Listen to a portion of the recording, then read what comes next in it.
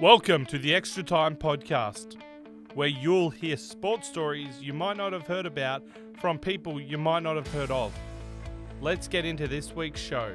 G'day all and welcome in once again to another episode of the Extra Time Podcast. As always, I'm your host Aidan Box with my great friend and co-host Mark Woods, dissecting sport around the world and around Australia for you. I'm not as happy as usual, Woods. Still happy though. It was a great weekend of AFL footy. It was a great weekend of sport around the world, and I'm keen to discuss it with you. And without further ado, without discussing the negatives too much off the top, we'll get into This Is Why We Play, and it's another potentially negative instance, but it was turned positive by some incredible perspective and just character. I think the reason, and I've said it time and time again in this segment, and I'll keep saying it because this is so important to me, and it is probably the most important segment on this show, and I think more people should talk about it. The reason I love sport is because it brings amazing athletes together, but I love it more because it brings incredible people together, and these incredible people can impact lives of thousands and millions of people around the world. And to me, often, they're better leaders than a lot of people that are actually charged with the job of leading our country. These people are just charged with the job of getting money to, in Mitch's case, kick a ball around, shoot a ball, or throw a ball, whatever. But often they can be leaders of lives that people really like to live and should live.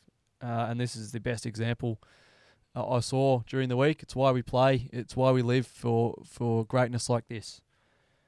If you didn't catch the story, Mitch Lewis is Hawthorn's star full forward. He played the first couple games of this year. Before that, he really didn't play a full season really ever. He's been injured heavily throughout his career, which started a handful of years ago.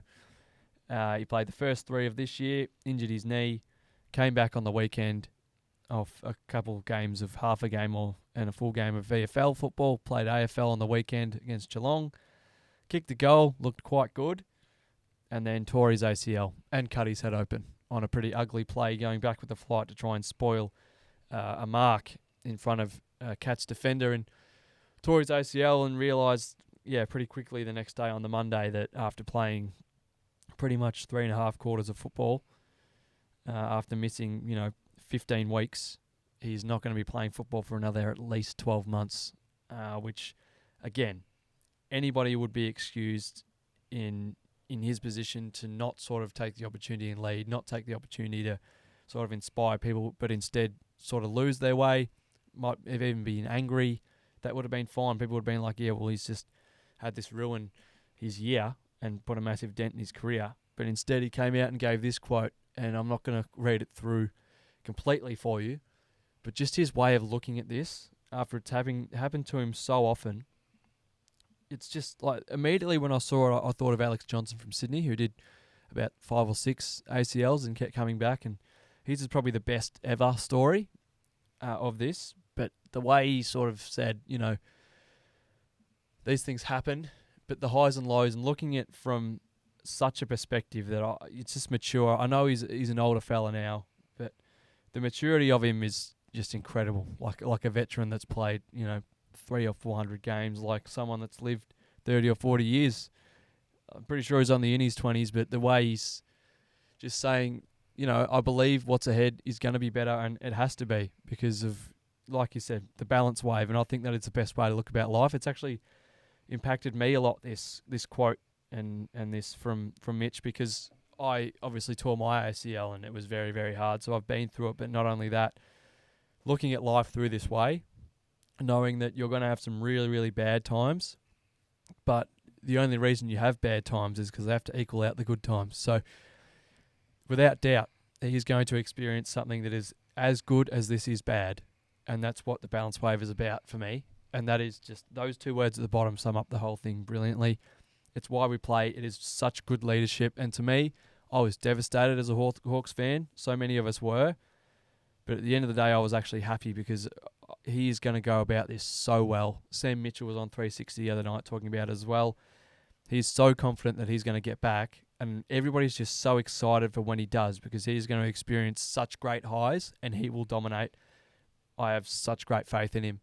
And this will no doubt fire the group up as well, because for him to look at it like this, they've got to be behind him and they've got to think, okay, well, we've got to really take the good times and really appreciate them while they're here, because we're going to have some bad ones. And I think that's, again, something else that Sam said. He said the group's just made them realise that when you are healthy and when you do have your chance, you've got to take it by the scruff of the neck, and you really got to embrace it. So this is why we play this week. All the best to Mitchy Lewis with his recovery over the next year. And I'm so keen to see him back fit and firing and kicking goals in 2025. Speaking of kicking goals, though, there was a lot of goals on the weekend, Woods. It was around 17.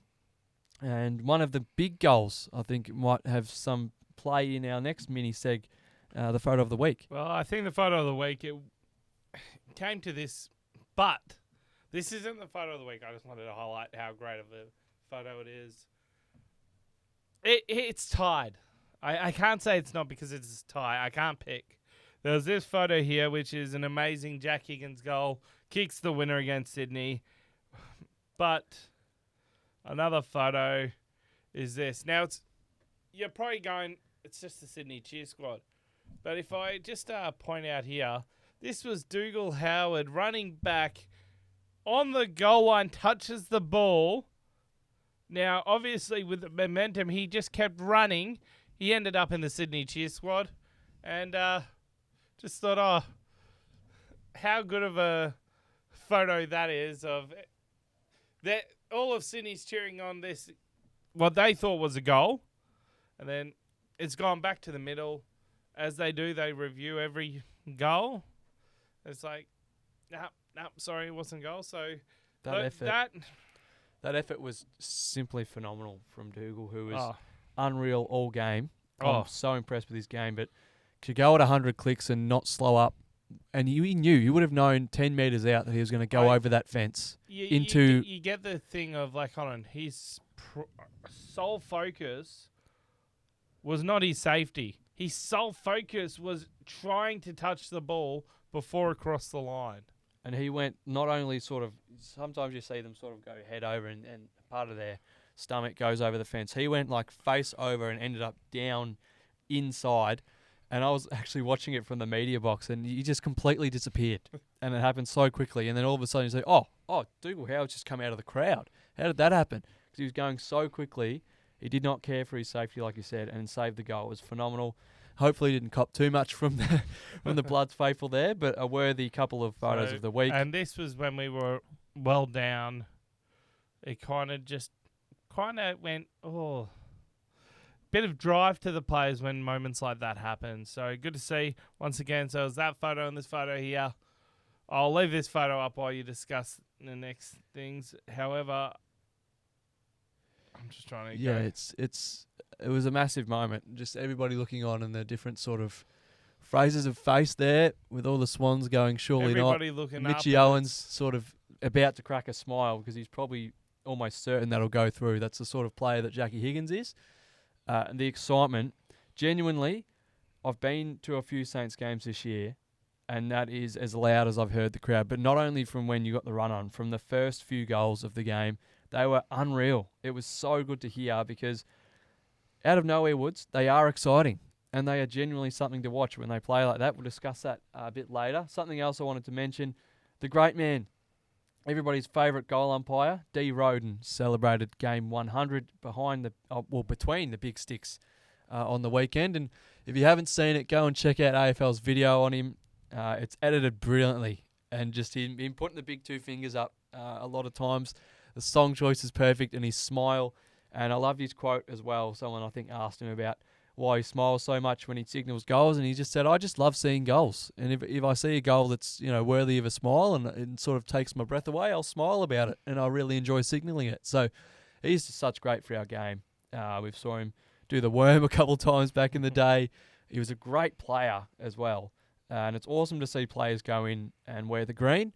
And one of the best in the business. And when you got a David Roden game, and you're watching him between the goals, you're in for some entertainment, and he does it brilliantly. So congratulations to him. My thoughts on the round, probably rinse and repeat for round 16. There was 5 out of 9 games this time. 5 games decided by 12 or less, which is unbelievable. Yes, on the other side of that, all the other 4 were 50 points plus, but that's going to happen. I think the 5 games decided by 12 or less were absolute belters. I think the 2, which I'm probably going to have up there with Game of the Week, the North Suns and the Saints Swans, just absolutely spine-tingling, watch to the last second sort of stuff. And the best part of the round for me, and what will set round 17 alight, is that both flag fancies went down, and went down after leading. And it went down after everyone thought, all right, they've got their run on now. They've got this game sorted. And they both went down in the end. So the script gets even better. To run through the games quickly, the Pies, another chance to do what they've done the last few years, steal it late, but it just didn't go their way. My question is with them, is their heart gone? Is that real want to win every game, the real want to win the flag? I won't go, is the heart gone, is the fire gone? Well, I think that they go hand in hand. But no, like the heart is, like North Melbourne have heart, right? But they don't have the fire to win a flag just yet. Like the flame ain't lit. Yeah. I think with Collingwood, the question has to be asked, is the fire still going? Is it still burning? Or is it, like the And premiership, you're kind of going, I see this you with... see it a few times with premierships of when they win it, they're content. They don't have that desire to play better. And then you've got other teams. I'll use Richmond, I'll use Geelong, I'll use Hawthorn. I'll use those 3 teams as the big examples of this. You see teams that go, I'm talking about Geelong 7, 9 and 11 era. Talking about Hawthorn Yeah, the 3-peat, yeah. 12, 13, 14, 15, even though they didn't win in 12. And then Richmond in 17, 19, 20. You win it, and then you don't have that hangover. You've gone, what? When we're not going to stop at 1. We want them all. Whereas other teams, they go, we've finally got this. Now we can rest easy. I think that's what Collingwood's doing at the moment. I've seen it, and I actually see it even at a club level with Inverloch Comic this year, and it's crazy how similar it is, because their whole mantra last year, like you did it a bit last year, sure, but it's sort of all we got to do is qualify. We've just been there. We know how to do it when we qualify, so we'll rest everybody. We'll play sort of But for you have to everyone. qualify though. No, but the thing is for me, but then you're being chased though, so you Yeah. can't play with your food. Like doing that and going about that mantra is playing with your food a little bit, and that's all that Craig McPlay has been saying since they started 0-3. It's like, we just got to qualify. We'll win enough games in the back end. We've just got to qualify. Once we're there, we're fine. The problem But you're is playing with your food because Yeah. you lose using so much of your list that there's no consistency with people playing together. They're just going, we were real good last year. We know how to do it when we're in the finals. Well, what happens when you get a final against a team like Essendon or Sydney, who are unchanged throughout the last 6 rounds? They've been all playing together. They know exactly how each and every one of them plays, and they're hunting you, and their fire's there. It's just like you can't win those games because you've been playing with your food the whole time, just thinking, okay, last couple of games in the finals, we'll be right. We'll just click on. But it's so hard to click on.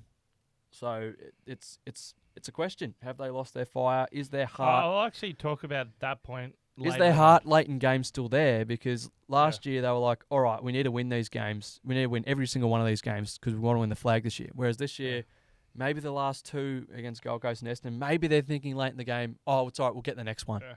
As I said, you've raised a really good point. I want to actually discuss this, and I'll discuss it in who I think can win the flag.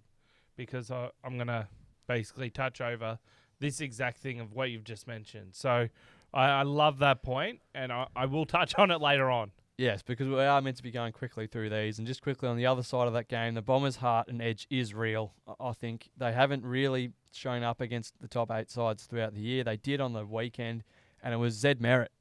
And I say Zed Merritt because Zed Merritt 3 votes, you might hear quite a lot. You'll definitely hear it for round 17. He was absolutely mega. Got his side over the line. The Dogs, who I mentioned in the trivia when we were recording those earlier today, I booked them in for finals certainty last week on the show.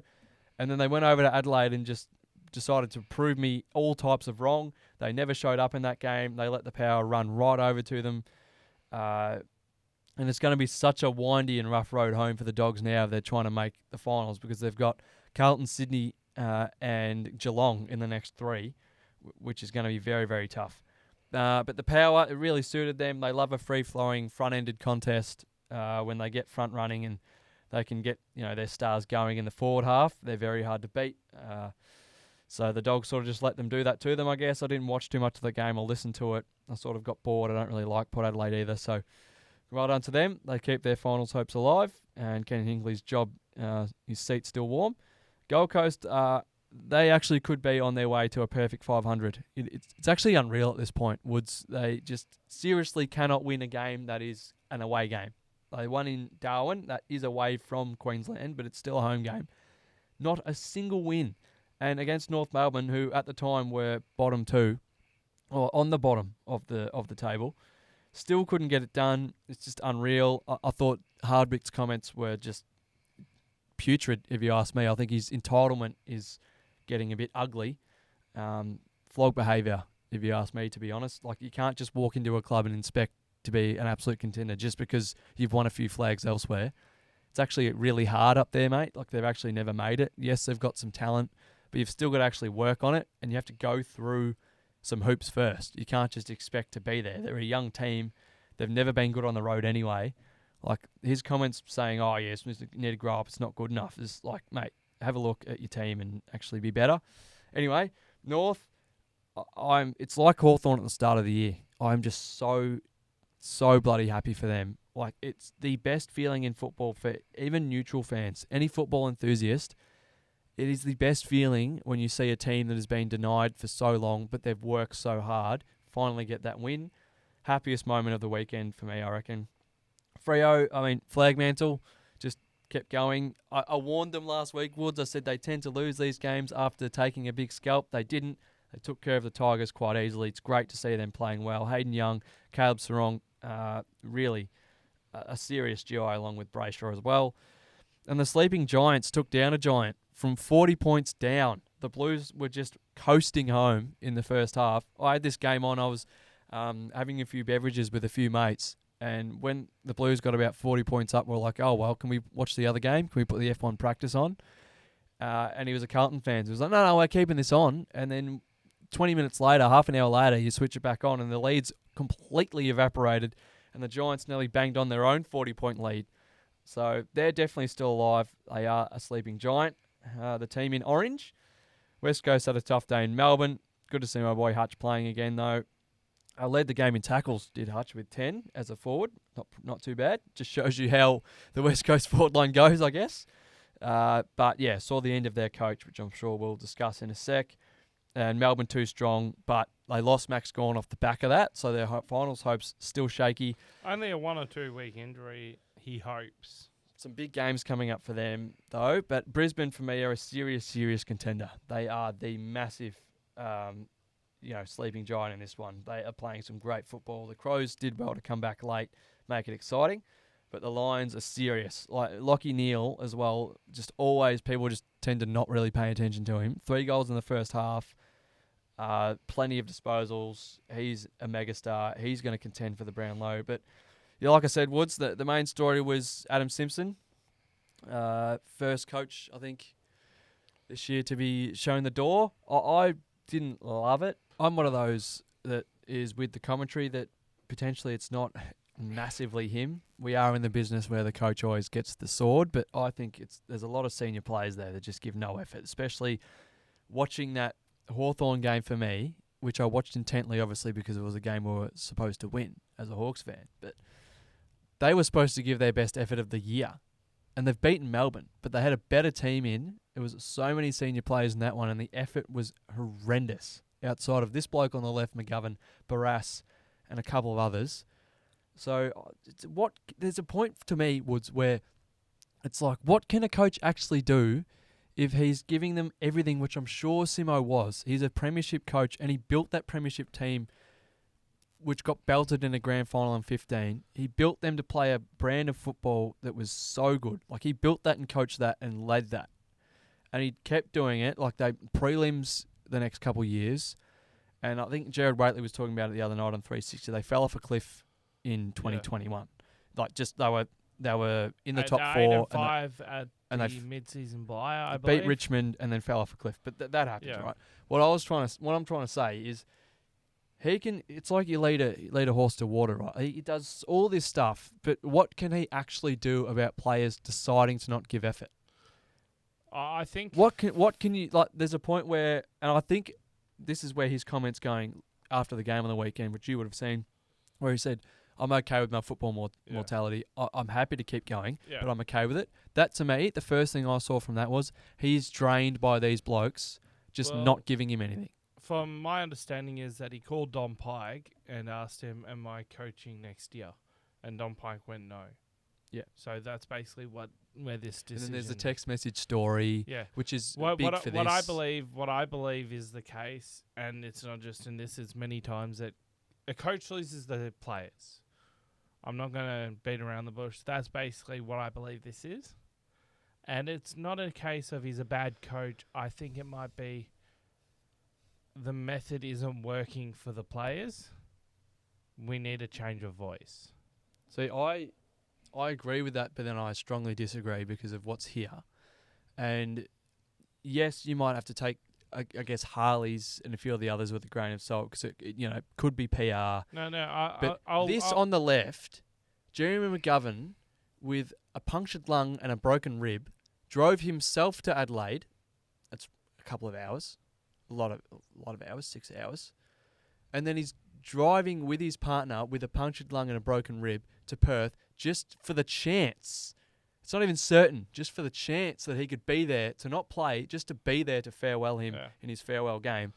The senior players that won the flag with him absolutely love him. They absolutely love the way they play. They're a good team. They play well if they actually turn on and want to give effort. Harley loves him. He was a young guy first year. I think the problem was where you could be on the money is that there's a group of players in the middle that don't like being any good and feel like, oh, a new guy would just solve this when the actual issue isn't the game plan, it's their effort. I agree. I'm taking Harley Reid. I don't think he's lost the players at all. I think the taking players Harley Reid out of this because the he's players a just first-year need player. to kick themselves in the butt and work harder. I don't disagree with that. I'm taking Harley Reid out of the equation for what I said because he's a new first-year player. So the first-year players, they kind of they haven't heard the message before. Yeah. Jeremy Govan can't speak of. I don't know this. I don't know the individual thoughts of each player. I believe that if you've been bad for some time, you're there going, well, he might be a good coach, and I've seen it at local level, right? He's a good coach, but we need a change of voice. And I think that's the biggest thing is it's nothing about how, the type of bloke he is. It's like, I'll use St Kilda as the example. Brett Ratton, great bloke, but I honestly think that not saying that Ross Lyon is, I'm saying I don't think Brett Ratton was the coach to take that next step. I think he's love the bloke, but I'm there going, there's need that little bit more. I think with Adam Simpson, going back to Adam Simpson, great coach, premiership coach, but the repetitiveness of the messages that he was giving to the players, I believe, is what, not knowing the situation, I believe could have led to going, we're tired of this same old. Where it's been like this holding pattern for a few years now. Hold on. As good of a CV as he may have, can we fish rots at the head sort of thing? Let's start rebuilding. I like what you're saying, but I'm going to agree to disagree with a lot of it. I think we'll see who's right when the new coach comes in and whether the players are bought in and they give more effort. But I think I'm one of the people that thinks it's been way too harsh on him. I don't think he's lost the players that are important. I think what should be able to happen is like what happens with coaches, like what happens in the NBA. If a player's giving no effort and they're actually hurting the team in terms of starting to be people use the word, locker room cancer. I don't like that statement, but if they start to affect the team and their ability to execute the game plan towards even just fighting for better results in terms of lower wins and things like that, those players should be able to be under pressure to be sacked as well. And I know that's harsh, and I know a lot of people. Like I grew up with a few lads that are in the league now. I'd hate to see that happen to them. Yeah.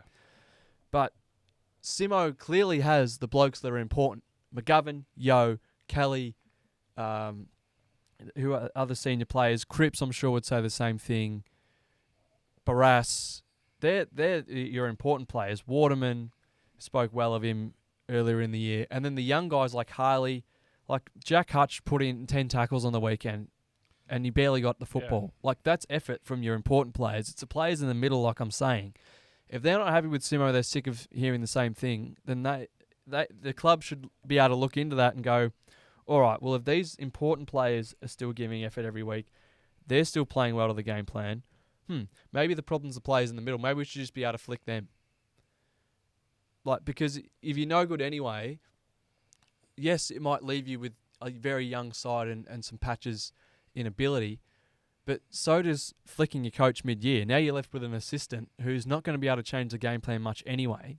He might sound different vocally, but you're still not going to be as good. So I'd just love to see if players have that much issue and the players are actually giving continuously minimal effort, the club should be able to go mid-season, all right, just like a coach, we've agreed to part ways. Off you go. Yeah. If you reckon you're that good, you want to hear from someone else, go see if you can get a contract in another club. Yeah. Good luck. But anyway... before we end the discussion on the Eagles, it would be remiss of us not to actually discuss. There are potentially 3 names that have been touted at the moment. Jared Schofield, Ash Hansen, Jamie Graham, actually 4. Dean Cox is the biggest of the lot. And Daniel Gian Syracuse has thrown his hat in the ring for quite a few years, the former dog. But Coxie's the big fish. I personally... 50-50. I'd love to see it, but I also I'm a bit unsure because I feel like he is so good as an assistant at Sydney. And I heard about a few people talk about this a few weeks ago. It might have been on Fox's new show, the Midweek Tackle, where they get a few Herald Sun journos talking about the big news stories. And I think one of them was sort of saying it's going to be a big decision for Dean because you go back to the club you played and won flags at and were a champion at. But if you do that, potentially you're giving up a couple of premierships at a club in Sydney because they're going to win some. They're going to play in grand finals. So it's up to him. I hate the thing of they're going to win some. They have the potential to win some. I don't necessarily think it's a guarantee. Like, nothing in football is a guarantee. And I think the other part of that... that's the biggest thing with Dean Cox. He might go, okay, well, I can... But then do I tarnish my view is, do I tarnish my legacy, or do I build up on my legacy? Because for me, it's a case. You look at the previous. I think this is where we've actually got to go to. Look at the previous champion players that have returned to coach. You've had Michael Voss, Justin Lepage at Brisbane. Michael Voss, Justin Lepage, Brisbane. Bucks, James Hird, Sammy Mitchell. Like, there are a few of them out there. And going to the club you played at specifically, yeah. Like, some of them have been successes, some of them not so much. Like the Clarko recently. Clarko going back to North Melbourne, but there's like Robert Harvey was potentially at St Kilda. Once again, it goes back to, well, what if it doesn't go the way you want it to? But then there's 2 sides to both. Obviously, there's the what if they remain no good and it actually is the players and he can't really bring them and he is more of an assistant. But then there's the other side and it's like, what if he goes there and all of a sudden they're pushing 13th, they're pushing finals next year and he becomes one of their best coaches in history from taking them from where they are to where they're... But the other side of the coin obviously is, like I was saying with Sydney, a team at the top, but... The reason people say they've got to be able to win them because they're going to have such a big chance because they're so good. They're at the top already and all of their core players are young as. They're so young. So projecting, got all the writings of a dynasty. Now they haven't won them yet, like you said. But the thing is, Horse has been there since the early 2000s. So these guys were saying a few weeks ago on the show, the midweek tackle, that who knows, Horse might win one more and go, all right, it's all yours, Coxie. Then it's all right, do you want to take the keys to this Ferrari, or do I want to go and take this broken down ute and try and rebuild it? Most people will probably take the Ferrari because, yes, the other club is a club you played at, you love the ute, but you're going to have to spend so much money rebuilding it, whereas this Ferrari can go and win a Grand Prix with just you sitting in it. Yeah. So it's a big decision for Coxie. I'd like to see either of them. I'm just really entertained by it. Yeah, that's the big news of the week. But overshadowing... Going from the Eagles to another bird. And before I actually discuss your Hawks, I would like to point out that all the birds lost on the weekend. It hasn't happened for 2 or 3 years, I think. 2021, I think I read, so was the last time. we had the Crows lose. We had the Eagles lose. We had the Pies. Hawks lose. The Pies. The Swans. So, yeah, a bird outage. No flying for the birds. Wings chopped. It was a reality check. Probably waiting for it. I did think post-bye, the West Coast game was massive because pretty much every single game until the last 2 rounds for the Hawks now is a genuine contender from here on out. Starting with the Cats, who were brilliantly played back into prime form by the Bombers the week before. So, well, thanks to Zach Merritt and his Bombers for that. They are for me, I used to hate Geelong. I absolutely love them now because I've actually been lucky enough to go down to the Cattery, watch a few games. And I actually think, yes, it's talked about a lot, but they don't play too many big games there. But it needs to be talked about more. Like, the Geelong Football Club have the biggest home ground advantage in the competition. Yeah. And it's only going to get bigger now that big teams get worse. Hawthorn hasn't played there since Croft was playing. And if you watch the start of that game, they had no clue how to move the ball on that ground because the left-hand pocket kicking out from the Joel Selwood end. Look, it's genuinely about 15 metres from boundary line to centre square. Like, it is a joke. You could barely fit 10 blokes across it. So it is probably the easiest to defend part of any ground in the competition. Yet the Hawks kicked there 12 times in a row. Stewart was just cutting it off, putting it back into Cameron. The Dart could have had 6 goals at quarter time. Like, he had that many shots. They were dominating. And the Hawks on the MCG, on Optus Stadium, they obviously use that ground really well because they can spread. They can defend teams in space. And they can find space, find their easy uncontested, and then use the ground because teams have to cover so much more ground to defend you. Whereas the Cattery, you don't have to defend much ground at all. So the Hawks' game plan sort of went out the window. But the main thing was, for me, it's a reality check, and people go, oh yeah, it's just a cop out. Like, why?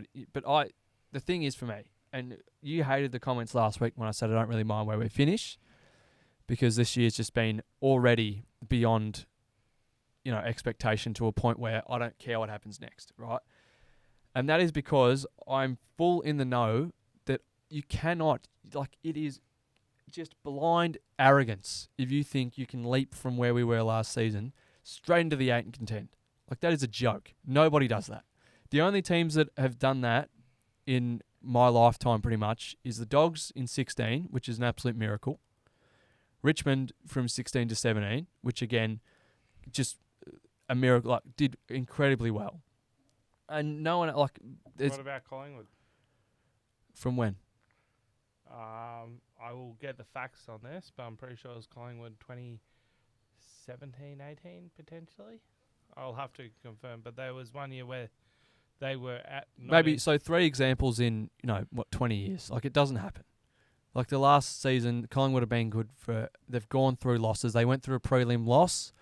They won the flag the next year. Melbourne? Before that, Melbourne, consecutive prelim losses, got belted in Perth by the Eagles in 18.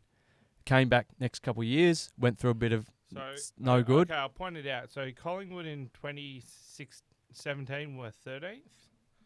Exactly. 18 lost grand final. 20, 19 lost prelim. 20 this is what I'm saying. Like they don't you have to be around before you can actually take the step. You have to be around. So I'm not expecting the Hawks to go out. I wasn't expecting them to go down there and smack Geelong. I have got a lot of respect for Geelong, and the last couple of years, because of the ability difference, like they won the flag. They belted Sydney to a premiership only 2 years ago. Like the ability difference, they play Hawthorn so well, and we don't actually match them too well. So I was just impressed. And you have to go through a few checks on the way. You have to go through a few hoops on the way, like I was saying before in the round recap. And there's 3 main ways for me. So the first cheat that you can't do, you can't cheat the game, you got to go through the checks, is you can't be front runners. And on the weekend, what I saw was Hawthorn over their 7-game win or 6-game win streak was so good when they were able to put pressure on and go and run forward and pressure really well. And all of a sudden, when a good team like Geelong hits them in the face first, they're just shell-shocked. And that's fine. They're a young side. You don't expect them to be anything else. But they were shell-shocked and, they weren't used to a team like the Cats being so good for so long and so good in so many crucial little contests. And it was a little bit disappointing because I don't like supporting a team that are front runners and don't, work hard and put pressure back on a good team. But that comes with time. And the other one was, you got to play all games. You've got to play every single moment if you want to actually take that next step into the 8 and properly contend. And that's exactly what the Cats did. And then when you get momentum, the Hawks had momentum in different patches, but they didn't take it. They made crucial mistakes because they were worried and they were a little bit deer in the headlights because Geelong, it was a big game down the road. Maybe they didn't give it the respect that they should have because they were riding that win streak, which is fine. You'd be happy. But I think to a point, they were getting a little bit arrogant, a little bit happy, like, oh, this footy stuff's easy. And the Cats, I'm really happy that the Cats stood up. And it was their senior players. Like Dangerfield and Stewart in the middle of the ground just tore our midfield that were dominating over the last stretch, tore them a new one because they're tougher. They've been there before. They've taken those steps before. And they came out him in the mouth and the Hawks midfield were like, oh boy, okay. We haven't had this for a while. We haven't had this happen. What do we do now? And it looked like they were a bit lost for answers. So when they did get the momentum, they sort of startled. They were a bit startled. They sort of crapped their pants a little bit, to be honest. There was one where, there was one moment that I actually made comment on was when CJ dropped that mark at halfback after he was getting into Jeremy Cameron. And, you don't get into Jeremy Cameron. He's one of the best players in the competition. He's won Coleman medals. He's won premierships. And CJ's gone up to him, a bloke who's great. Love CJ, but he hasn't done much in the comp. Goes up to him, and then he drops a mark which ends up in a score, if I'm not wrong. So Jeremy goes back up to him, and it's like, well, the Hawks are just being fake tough at this point. They're down, and they're trying to get that energy going, but they're just being fake tough. So I actually love seeing that from Cameron's point of view, because it's like, well, hold on. You're not quite there yet. Settle down. Stop being arrogant. It's a lot like Lando Norris in F1. You can't expect to win just because you got one. So I didn't like that, but I think Sam Mitchell had a couple of quotes the other night on 360 that summed it up best. And this is going on, the things I've been talking about. If you're one step off quality, you may as well be a mile off. And that's all the Hawks were at times. They were just a couple steps off Geelong. They just weren't in the right position. They just weren't close enough to chase. And they made them pay every single time. So you might as well have been, 10 metres off when they were half a metre off. And, when the Hawks were at their best, Geelong were every bit as good, even better. But Sam said, which is why I'm happy for the rest of the year, however it goes, if they lose the next 4, which will be all against good opposition. He said, I think our best is every bit as good, even better than these teams. We just can't bring it, they just didn't bring it enough on the weekend, and they genuinely just got beaten by a better team, which is what Geelong is. So you shake your hands, you go, well done. And I'm not bothered in it, and I actually genuinely loved watching Geelong. Okay, so after all that, I want to just go back to the point of teams don't just go leap and contend. That's not as a fact, but as a general statement. I'm just going to go through those things. So 2015, Bulldogs were 6th. Then they finished a bit lower, but we're still there or thereabouts. I'm not wanting to discuss that thing or the fact of teams were 13th. and instantly made a grand final. Look at Collingwood in 2021. They finished 17th. The following year, they made a prelim. And the next year, they won a flag. That's the rarity of it. But what I'm saying is, hold on, 13th should be the benchmark for you now. And it's like, hold on, if you drop any lower than that, was my point in the past few weeks. I'm not saying, it's finals or bust. You should still be aiming for finals. Finals, if you make finals, that's like the A+ of the season. I think it's an A+ already. But I think we were judged to win less than 5 games and finish on the bottom. We won 6 or 7 in a row. Yeah, and that's where you're going, hold on. You've got to change. It's like, hold on. And the other main thing I still think that if you finish 13th, you've had a great year, great work. You're making progress. But if you finish any lower, you're there going, hold on. This third of the season, you've kind of stagnated or you've gone downhill. Like, yes, there are other factors, and I think I'm going to go into them a bit later. But I think, hold on, I'm not saying you got to leap and contend. I'm there going, hold on, you should be holding your own now. Like, there are winnable games. If you can win 2 more games. I think that'd be great, but my thing is, I respect that the opposition we have to come, at least 75% of them, are much more senior and have gone through many more bumps and been a lot higher than we have over the last couple of years. So they've gone through more checks than us. I'll go through those teams now for you, okay? So what I will say is I would actually rather, to be honest, for development, and this might sound crazy, but if we had a 1 on the weekend and then we beat Freo, but they don't get that check where they go, and they get hit in the face and they have to deal with it, and they make finals and bomb out in finals, then next year they don't fix their mistakes. I know. And as I said... So I think if they lose a couple to better opposition on the way home... However...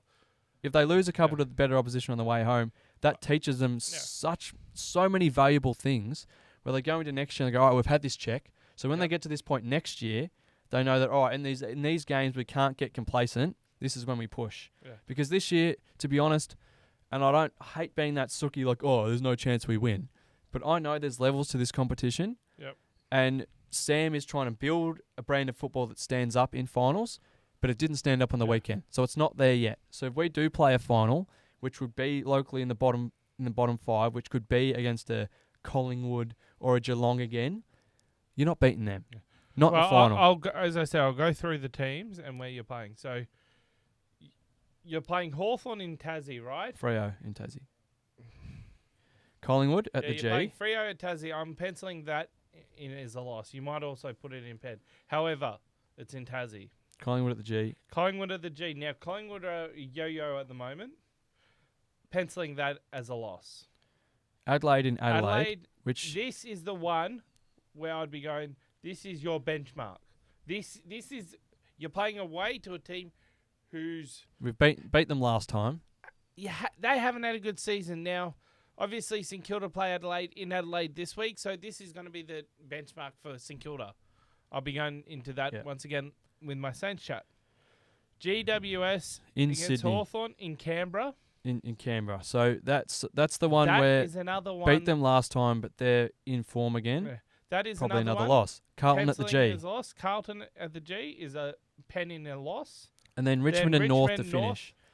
3 wins isn't enough to make finals. And but that's okay. My point that I've been hammering home is 13th. If you can hold... I could not care less about an actual spot. Like the numbers and the spots and the scores. If you can hold 13th, so just say 3 wins. I could not tell you how many points we lost by on the weekend, how many points we scored, or who kicked them. Yep. Because I could not care less. I watch Hawthorn football with my eyes, and I don't look at the numbers. Because for me, unless you are contending when the spots actually on the ladder actually matter, because it matters where you play the final, how many finals you'll get. The bottom 8, 9, I could not care less because it does not matter unless you're in the bottom 4 and you want pick 1. So if we finish I'll adjust 9th, it. if we finish 16th, I couldn't care less. I'll adjust I'll it. judge it by what I see on the field. I'll adjust it now to 14 because my point later on will make sense. But 14th, that's where I go, and I'm going St Kilda. Hold on, St Kilda's 14th is my benchmark now.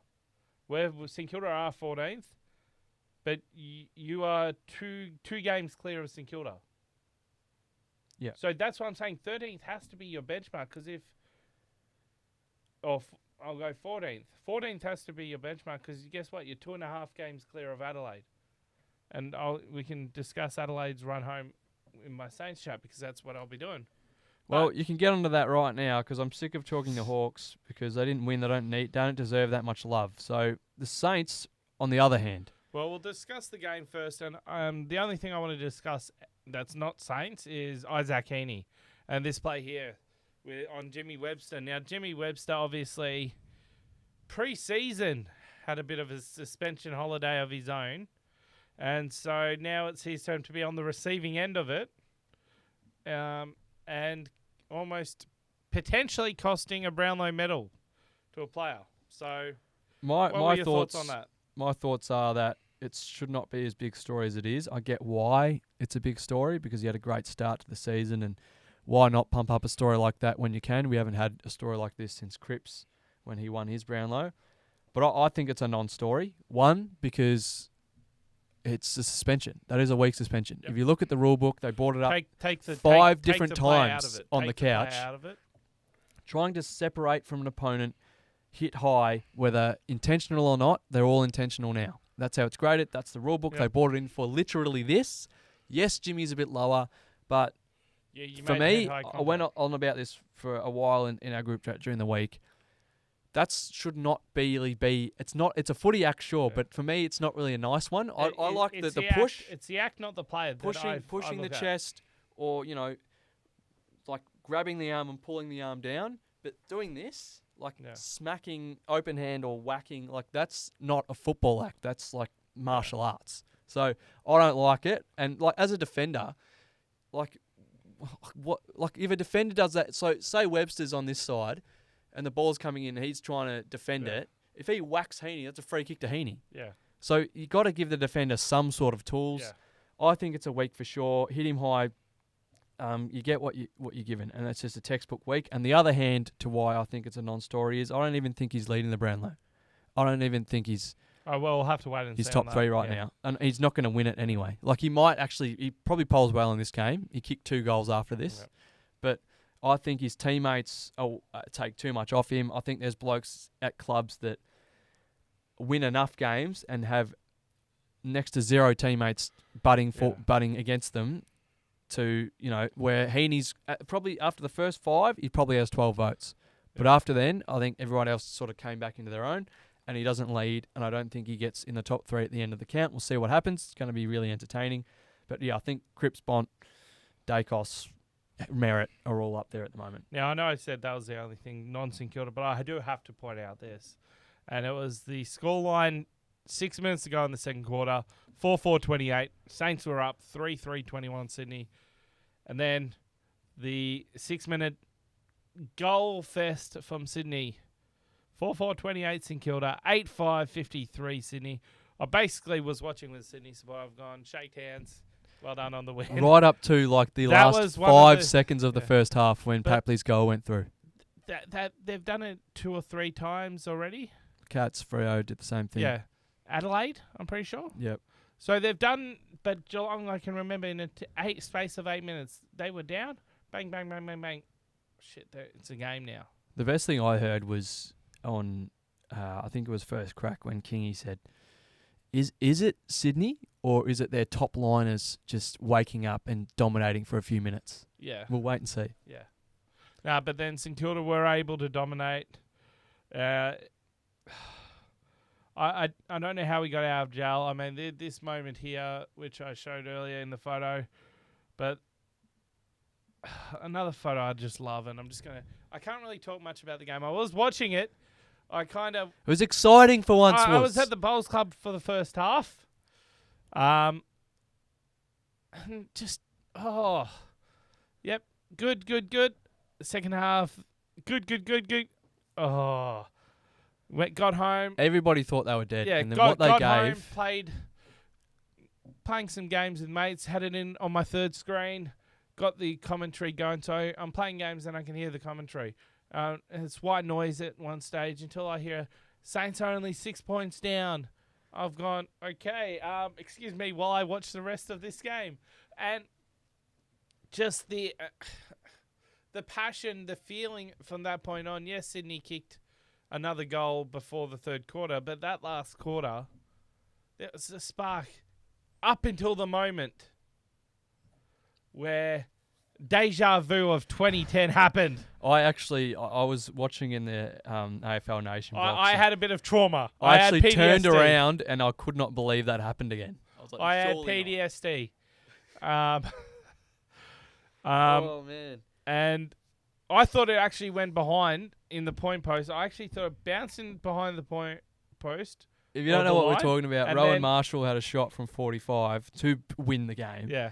And it bounced in the goal square and took a genuine 90-degree turn and then But bounced in front of the behind line and stayed in I play. thought it bounced on the behind line. If you actually watch the footage from the angle, it could bounce on the line. Just thought, nah, I and won't then score. it went there, and I'm just like, okay, it's behind. Okay. Set up. But, Yep. And then it went back their way. Logan McDonald, deja vu. Double deja Once vu. again. Yep. And I thought he kicked it, but it just swung. Whew. And then, rest is history. We got the 4 points. And It was yeah. electric. Like, as electric as the I've seen a heartbeat. Saints game. But that is what they can do, Woods. The You've been heartbeat is asking there. for it all year. That is what they can do. I've been talking about this probably since round 1, round 2. It's crazy what freedom After does. the Collingwood game, it was a case of we need to be showing this. I don't care about wins and losses. I'm kind of like you in that I want to be able to go to games and say, "Oh, it's great." I want to be Man, able to that was watch good a to game watch. Yeah. and go, "Okay, I'm excited about what we're saying." Not this shutdown, unable to score, where we have been doing. It's like no, like, hold on, we just beat Sydney. Like, there's no reason now. Yep. To say that, hold on, there's a bit of hope. I'm going the same route as you. I don't think we'll make finals. I think if we do, we're going to get beaten. But hold on, if we make finals, we're going to have a lot of momentum moving forward. But I think this is something to build off. We've got a few wins to come, and we'll see what happens. But before we move on, It is exciting and it's very interesting, and I'm not saying this negatively to bash the bloke, but how much more exciting and dangerous the Saints looked forward half without King. And Max is phenomenal. because there's more But options. It's not just this the bloke- spearhead. Jackie Higgins, so dangerous every time it went in because everyone's like, oh, where's this going? No, but that's the point. That's what I've been. And that's the missing piece for me. It was the Colin, missing piece. We've done that for weeks. It's like, Colin, we don't need to kick to the one person all the time. Yep. Kick it to have 4 or 5 options. And And- guess what? Hold on, Max might have 2 players on him. And guess what? Hayes is there. Kamenides there. Philippou, guess what? Bang, from 50. Jack Higgins kicks a snap. There's And all that's these no options. disrespect to Max, like I said, because it happened to Lance Franklin. Like Yeah.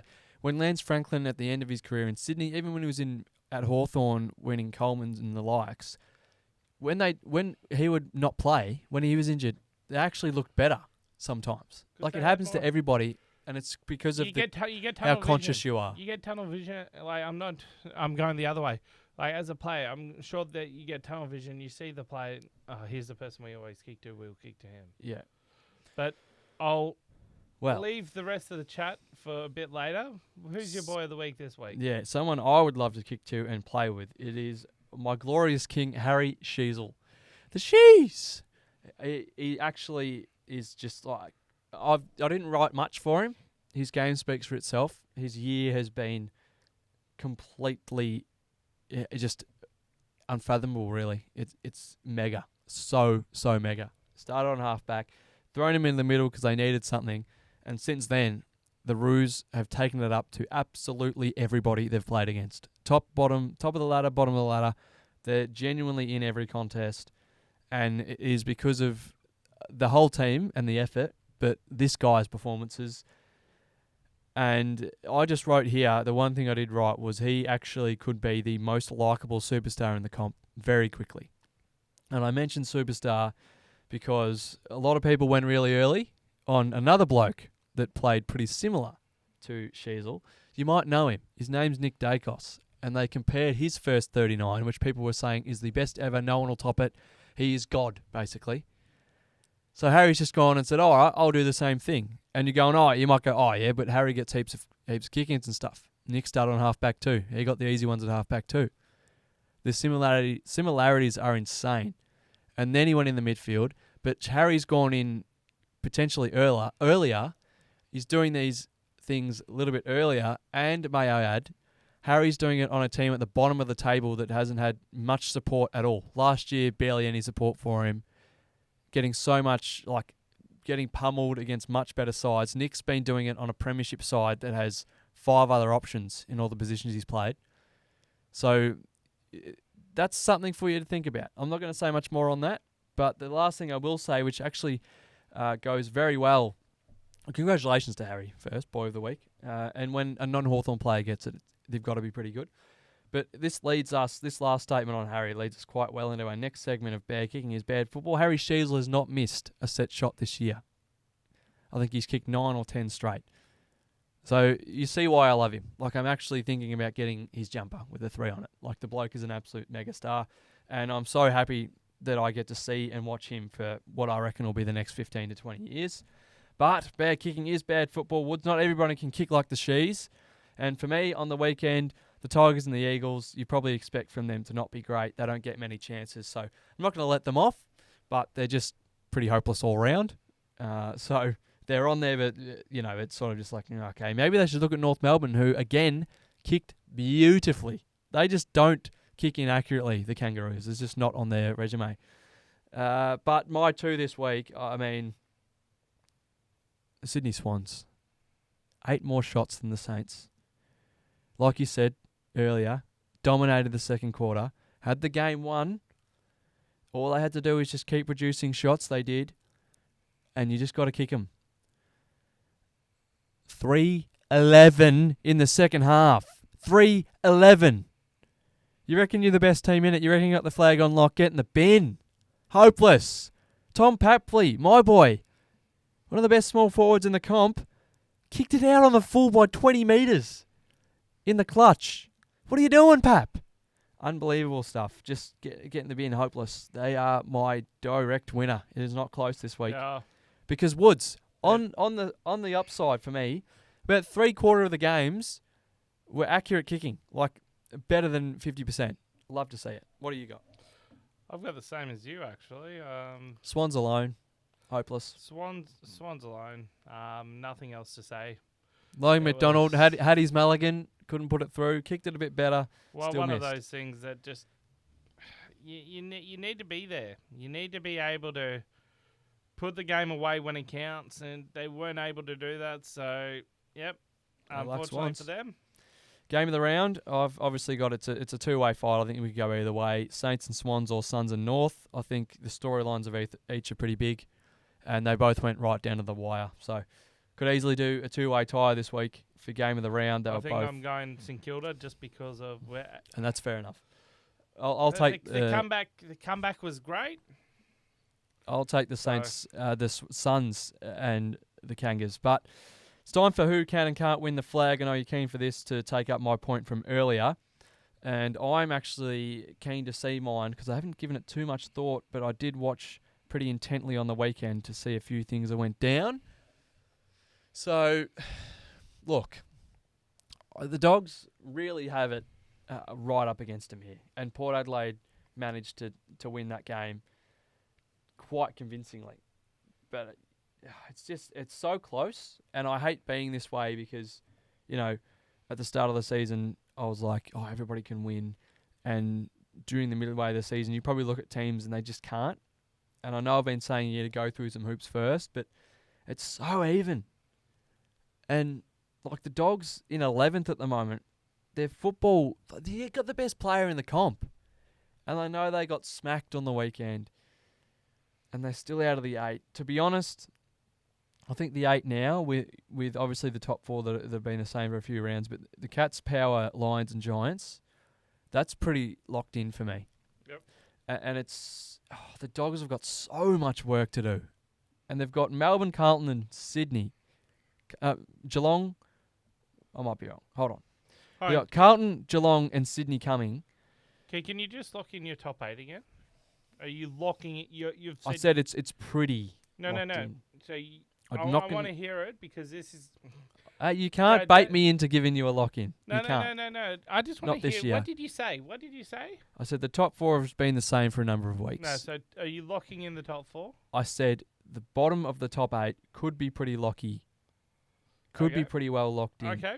But I said the Dogs, even though they're in 11th, have got it up against them, but they can still get in. They've got the best player in the comp, and they are still a complete team. They play quite well. And on the weekend, you've got to remember, I just want to remember no Liam that. Jones. After my point's coming after who I think can win in the flag. So And obviously the Pies are the other one, but their injuries are absolutely devastating. are you putting any changes? I don't think I can. Not from here. Okay. I'm going to keep the Power on there on watch, and the Dogs simply have to win everything from here on in. And if they lose on the weekend, they're done. So here's the ladder. Now I'm not changing, by the way, but I want to raise a few points. So here's the ladder. Now we're going back to the Hawthorn situation because of it's part of it. Now I reckon if Hawks finish lower than 14, there's something wrong. Because Adelaide are 22 points. Now I don't think you can finish any lower than 15th, right? Adelaide, I was looking at it. Adelaide have St Kilda, Essendon, Hawthorn, Geelong, Western Bulldogs, Port Adelaide, Sydney. So I reckon you're 14th. Put a line there. St Kilda could finish 15th. Now I reckon if you put a line at St Kilda though, you could realistically put a line at under Adelaide. I'm not saying this is going to happen, but right now that's where who can be in the finals. Now St Kilda lose 1, Adelaide lose 1. Whoever loses this week, put a line through them. Basically, yeah, statistically impossible. I'm just going, whoever loses against St Kilda Adelaide, put a line through them. There's a heartbeat for the other one, right? Hawthorn lose 2 games. And math put it upwards because then... Oh, actually, Hawthorn are 32, so they're 3 games clear, I reckon, of that line of Right. as the games go on. So right now, I reckon... People are saying, there's 13 teams in it. I reckon there's 15 teams that can make the finals. You can only squeeze that into 8. I reckon there's 10. 10? Who do you The have? only ones that can get in from here is the Dogs and maybe Collingwood. The rest don't make it. Okay. That's my big statement. Okay. And obviously you've got Who- Melbourne in there. Their next 2 games without Gawn, they cannot win. Yep. I just think they cannot win without Max. Okay. And those next 2 games, as I looked them up, is Essendon. But who have they got outside of that? That's the big thing. Essendon and Fremantle. Okay, who have they got? 2 losses. Yep, 2 losses. But who have they got outside of that? Giants after that. Yep. Dogs after that. I And reckon Power after that. They're done. They're toast. They can't make it. But- Line through them. The Suns, they've just lost too many games. Power, the pressure's on them. They need to win. Or Hinkley needs them to make finals. Well, for the him to keep his Suns, job. the Suns, I reckon like Pow- with the Power and Suns' Dogs- record, because they they've lost so many games on the road, which is 50% of their games. Yeah. It's put so much pressure on them to win at home that they're gonna get nervous at home. And then this weekend they play the Power at home, which is a massive game, and the Giants after that, which is at NG Stadium. So it doesn't get easier. They have got 1 away game coming up against Richmond, but that's going to come too late. I just don't think they're going to... if the Power gets them this week, they're done. Yeah. Collingwood, It's just they're good to buoyed see. because they're 9th, and they're on 36 points, which is the same as the Giants, like you can see. But their injury list is insane. And I talk about insane because of the importance of the players that are on it. And, the way they're playing, like we said, with a touch of complacency, just trying to, we'll just leap in. we'll just hobble in and then make it. So they're still in there for me, but the only one outside of the top 8 that could get in for me is the Dogs and the Pies. How good is it to see like after round 17 such an open ladder? It's like great. you can't even pick a premiership favourite at the moment because I think it's statistically the closest it's ever been because the Hawks were the first team ever to be 13th with a positive win-loss. So like you would have had Sydney or Carlton or Freo as like Sydney Carlton a few weeks ago. That's those two. You can kind of wipe them out. But now Sydney's come back to the pack a bit. Carlton's come back into the pack. And everybody in the whole comp looks beatable. Yeah. So like, hold on. All it takes is 4 points and okay, Carlton have that percentage advantage, but they realistically could miss the 8. Like, they drop 2 games. Guess what? Teams that are Collingwood pick up 2 games. They get back to them. So anything is possible at this stage. How good is football? And it just keeps coming. And around 18, I don't love the statement that it's because it's so overused, but the old 8-point game it does fit. It fits so well to this round of football because we kick off with what shapes to be an absolute Friday night perler, the perfect slot for this game. It's the Collingwood Footy Club hosting the Cats. The red hot Cats go back to the G and they try and defend themselves from their top spot in the 8, which is going to be under fire against the Collingwood Footy Club because they're only those 4 points apart. You got to love games like this that are put in around this time because it's just one of those games where, hold on, one of these teams can actually Geelong can put basically just a nail in their 8. Not only that, but they can actually jump back into the top 4 if they win that game on Friday night, and they'll be Geelong in there. nails themselves, just puts, cements themselves there for the time being.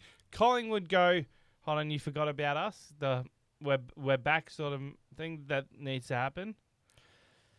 And then Saturday's action kicks off with the Hawks down in Tassie hosting the Dockers, trying to hold on to their top 4 spot, which is equally as important, I think, because their recent finals record hasn't been amazing. But if they do finish where they are now, they do get that double chance. But if they win on the weekend, they can put themselves ahead of Carlton pending their result. And if they get a home final, they are really dangerous woods, I think, in this year's final series. So that's 1:45 on your Saturday. The Swans looking to get back on the board. Not that they really need wins, but they'd probably want them. They host the Kangaroos up at the SCG. The Dogs and the Blues face off in my favourite time slot. The worst one on the calendar is 4:35 on your Saturday afternoon. Those all Saturday afternoon games should just be canned. Put them elsewhere. Anyway, the Dogs under the lid host the Blues. And this just feels like to me a game that the Dogs just win. And the Blues fans just go ballistic after it. Either way, it's massive because the Dogs, like I said before, trying to get back into the 8. The Blues trying to solidify that home final and their double chance. The Crows and the Saints is your Saturday night contest over at the Adelaide Oval Woods. And like you said, winner basically just playing for that heartbeat to continue. The other team gets a dagger through their heart. And the Melbourne Footy Club, a huge game. They get the Bombers at the MCG. And similar to the Dogs, really, trying to jump back in that 8. The Demons, they'll have to do it without their skipper. So it's a big game for Draper, I think, and the Bombers. And then the Suns, who are pretty much as good as unbeatable at home, get Port Adelaide, who need another win to stay in the 8. Most teams do. Well, I reckon this one's a danger game. I think it's danger for both because the Suns want that spot in the 8 really badly. They've never been there. The Suns want to continue their the perfect run. Of course. But the power, this is the loss that if they lose this game, they're under more pressure again. Everyone's like, oh, that was just a fluke when they beat the Dogs. It was just a fluke when they beat the Saints. So they're always in the headlines. The Tigers host the Giants in a rematch of that famous grand final from a few years ago at the same scene at the MCG. It's 18th versus 8th. That's a game that the Giants need to win, but I think if they're serious, should be winning by a lot. because Good. This game is a good percentage booster, especially around this time of year. people say percentage booster, but then clubs will come out and only win by 25 points. Like, you need to And it's actually but put them to the sword. when I say that, then that's a waste. Exactly. If GWS do not win by more than 50, it's a waste. Exactly. And that's no disrespect for the Tigers, just not their year. Been unlucky with injury, Oh, well, as has the gotta Eagles. be no disrespect to the Tigers because, I mean, they've had their run and they're back to the bottom. And you look First at time another ever. team. You look at another team that's back down the bottom, and there should be another percentage booster in a way, as you're about to say. West Coast versus I was Brisbane. going to say the first time in history that the Richmond Football Club has been 18th on the AFL ladder, which is crazy to me. But anyway, that's where they are. They'll play the Giants at 18th, home. Yeah. Yeah. Well, that's only since 2012. Yes. So first time in a while for them. And then the Eagles, whether they're going to be farewelling Simo or whether they're going to be bringing in new blood to take the reins, they get the Brisbane Lions in, I think, what is the longest trip in AFL football. I don't think it'll worry the Lions. I think they'll get that one done pretty easily. But that is your round 18 coming right at you in the AFL world. That's enough footy talk for us. We're going to move on to the Whites. But not cricket, of course. The championships at Wimbledon. So, I might have actually just skipped. No, we are talking about the championships at Wimbledon. And this man, the great man, the number 9 seed, Alex de Minaur, he's had a bit of an up and down Wimbledon. He won his first match, which obviously our man Scargetta was at, I believe. And then he got through. And then I think the French fella, I don't know how to pronounce his name, Puil, decided to pull out before the match, so he had a breezy run into his last when he had to go to 5 sets and win, getting himself to his first ever quarterfinals at the championships at Wimbledon. And who better to play in your first quarterfinal than the potential GOAT of the sport, Novak Djokovic, versus Alex de Minaur. That will be on your screens tonight from about 11:30, 11:45. Oh, yes, it would have already happened as you watch this. Already happened, but I've got to just cut you off here. We haven't actually heard from Scargetta. No, he's gone. Since He's gone the rogue. Wimbledon. So, Scargetta, if you're watching this, please reach out to us. We are worried. We are worried that you're still at Wimbledon. So, no, how good is it to see an Aussie back in the top 10 of the tennis since Ash Barty? Yeah, it might be. Obviously, Thanasi Kokonakis, who we mentioned last week, got through that multiple 5-set win, comeback win, and then unfortunately had to pull out injured to his next match. It just took a bit too much out of him, I think. But the Demon Djokovic, number 2 versus number 9, is going to be a huge one, and still in the draw as well as Carlos Alcaraz, who's got a massive match against Daniil Medvedev, who took down the number 1 ranked Yannick Sinner in a famous win. So some big names still left in the men's draw. Not too many other Aussies. He's our main chance, the Demon. And like I said, it was actually a 4-set win against Fils from France. Just playing himself beautifully into form. We would love him to go all the way, but it's great early form for, obviously, the Olympic Games, which comes up in a few weeks. So great for him. Maxi Purcell and Jordan Thompson still alive in the doubles. They're going to be playing in the quarterfinal as well against an Argentinian pair. I think that is, well, it would have been last night or Wednesday night. So good to see a few more Aussies alive there. And I think that's about all she wrote for our country men and women. But a great championships it is. All the best of the Demon. There was a rumour that he might have hurt his hip on the very last point, on the winning point against Fils in his last match, which is a little bit of a worry. He talked it down in an interview with Channel 9 after the game. So, but, he's tough. Leighton Hewitt's his coach. He's not going to miss this final through injury, but he might be a little bit hampered. And there's a story with Djokovic as well, who just played Rune.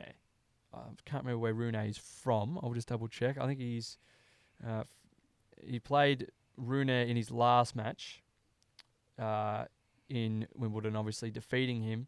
But there was a bit of controversy after that match because Djokovic was getting booed, according to himself. The crowd were trying to say that they were just urging on Holger Rune. They were just saying, Rune. But Novak just thought, nah, they were booing me the whole day. So he actually came out and berated the crowd after the match, saying, yeah, I know you're saying Rune, I know you're saying his name, but I've heard that all before. I know all your tricks. You're booing me. Bit interesting from Novak. He'd sort of stopped caring about that sort of stuff, I thought, but it still gets to him. So the funny thing is there, and how it relates to Demon, is he plays Novak tonight. Novak's got a hot head, but the Demon's getting a little close to one of the British women's players, I believe. I can't remember her name, but he went and watched her match after his first round match. And that's important because where's Wimbledon? In Great Britain. In England. And the home crowd have Alex de Minaur's good friend. So they're going to be behind the Demon. So I'm very keen to see how the crowd react to the match between the two, because they're going to be on the Demon's side. Novak's going to be cracking a bit of the sads, you'd probably think. So that's interesting. All to play for. Hopefully the Demon can get through to his first semi-final off the back of this. All the best to him. Now on to the world of cricket. Just a quick one. I wasn't going to add any cricket this week, but this is just beyond words. Oh, that's insane. I have words for a lot of things, but I don't have words for this. If you're wondering what the hell this is... that is an amazing... Is that a road? It's the Indian... highway? It's the Indian cricket team's parade after they won the T20 World Cup. So, granted, not even the real one. It's the mini one. It's the T20 World Cup. Yeah. And this is how they react. I think on a highway. Yeah, I think you're right, Wood. So this is just a ledge here. I'm just trying to figure out what it is, because it looks like... They are all humans. Yeah. All humans decked down on the highway, and I think on this post I saw that they broke the record for amount of people at a parade in any sport ever. And like, it's not hard for them. They've got 1 billion people in their country, but this is unbelievable. And if you actually look hard enough, I know you probably zoomed out from the camera, but as far as you can see those street lights, there are people packed in by 1 inch square by 1 inch square. It is unbelievable how well worshipped this cricket team is by their home country. You got to take your hats off to them. They got the job done. They were better than everybody else. And I actually do absolutely love seeing this, because this is what sport can do. And it was Nelly This Is Why We Play. I just didn't put it in there because I'm salty that we didn't win. But we would not be able to do this. Like, that could not be done. That is unbelievable. Hats off to the Indians. But we're used to winning, so, it's just another, let's just go to Fed I couldn't Square. Imagine... Fill out Fed Square with another one. It's like, yeah... I couldn't imagine what they would have done if they won last year. This is what the St Kilda Beach is going to be like when St Kilda finally win a flag. Just that right there. In 2050, you'll be there. Either way, it's a great achievement as well for the Indians. Moving on, back to our national team. We don't want to talk about India all day. We'll talk about the Aussies. And it was a massive week in Melbourne last week. As Ball in 24, as they called it, took place at John Cain. We had 3x3, we had wheelchair, and we had the Opals and the Boomers taking on China. And my takeaways after watching both games from both the Boomers and the Opals. Start with the Boomers. They look really solid, especially for a team that you've got to remember don't really play with each other outside of, World Cups and Olympics, where they might practice for a couple of weeks before they play together. They're blokes that they pull from the States, they pull from Europe, they pull from the NBL, all around the country, and they just go, just go play basketball together. And the fact that they were meshed together, and then on top of that, thrown different lineups left, right, and centre, we'll go with this one for this 5 minutes, just to see how everyone would play, because it's a practice. They were practice games. Yep. They were literally just for the coaches to pick the team. Regardless of all that mess, they played so well together, and every single one of them brought so much energy through the messy lineups. They looked like they had heaps of synergy, and they easily took care of China, who were really plucky at times. And off the back of it, like you can see here, the Boomers selected their team. So, first of all, last week on the show, it was after the first game, which Jack McVeigh scored 26 points a game high, and I said, get the bloke on the plane. If he's not on the plane, I'll riot. He earns his spot. It was a great video. If you haven't seen it, go to the Boomers socials when he got told the news by Coach Gorge, and he basically was almost in tears. He said, I'm not going to let you down. You got to love Jack McVeigh. And I talked about it last week. I hated the bloke when it was the NBL finals because he was tearing us apart. Never forget that buzzer beater. But I love him now because he is a genuine star. He's great. He has got great length, so he can defend sort of all sizes. He shoots the ball really well, and he's just a really sneaky sort of offensive playmaker, which we really need.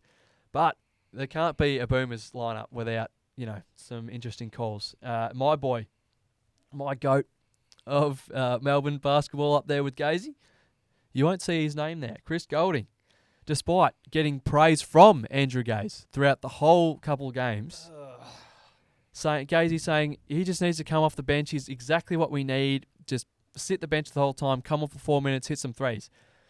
He barely missed from three in both games. He played great defense. He hit his shots. He got open. They didn't pick him. An absolute brain fade, if you ask me. He was great last Olympics when he got time as well. But the big one, which has the whole country up in arms, Matisse Thybulle. May I remind you, he is our best defender statistically. He led the world in steals at the World Cup or in Tokyo. I'm not sure which one, but he led them in steals. He can defend 1 through 5. He can shoot the three, not brilliantly well, but for his defense, you take that, and he's a better shooter than Matt Dellavedova anyway. Yep. An absolute shock. Like, no one could quite believe it. There was a little report that he might be injured, but the main thing that's pissed everyone offwards is there's been absolutely no explanation. This team came out from News Corp. The Boomers didn't even announce it till a day later with no explanation. The Boomers just posted highlights instead. Like, give us we deserve something. This team's just won a bronze medal, the best the country's ever done at the Olympics. Where everybody's behind you. No one's been more behind you than right now. And it's never been closer than right now. And you're just going to not pick Teese and not tell us why. And the thing for me that annoyed me is, and you would have heard me talk about it after the last World Cup, which we covered pretty intensively, we didn't have Jock Landale in that, so we were beaten inside by better big men. So we did need a few more of them, but they've gone overs with it. So you'll see in this lineup, we've got Diop Reith and Jock Landale. Jock Landale is our best big man at the moment. He's a star. Scored 20-plus points in the second game. He does it all. Shoot, defend, like inside, outside. Brilliant player. Diop Reith is a tremendous three-point shooter, and he can do it all as well. Not to the same level as Jock, but very serviceable. So I'd have both of them. Nick Kay was the maybe for me, but his record, having done it time and time again in that World Cup when he was amazing, undersized, and in the last Olympics, which I'm pretty sure he was pretty good from memory, I'd probably have him. But I don't know why we need Magnay as well. I love Will Magnay. He's a very exciting young player.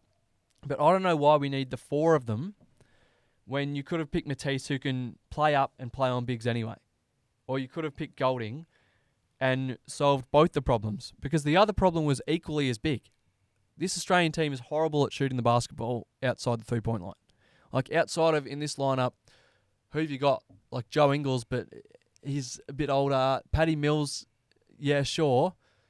Who else is a genuine three-point shooter? There's no one there. Like, they can all take it up. They're all offensive stars, but Chris Goulding is the best three-point shooter in Australia, and they decided not to take him. Matisse Thybulle is our best defender, and they decided not to take him. I cannot believe why they wouldn't just solve the issues and maybe leave out Will Magnay, but you're bringing Matisse who can dart, or you're bringing Chris Goulding who's a phenomenal shooter, because Magnay's not going to play big minutes anyway. So you're trading 3 minutes, and they're going, we'll get 3 minutes of another big guy who can't shoot really well. Maybe he'll surprise me.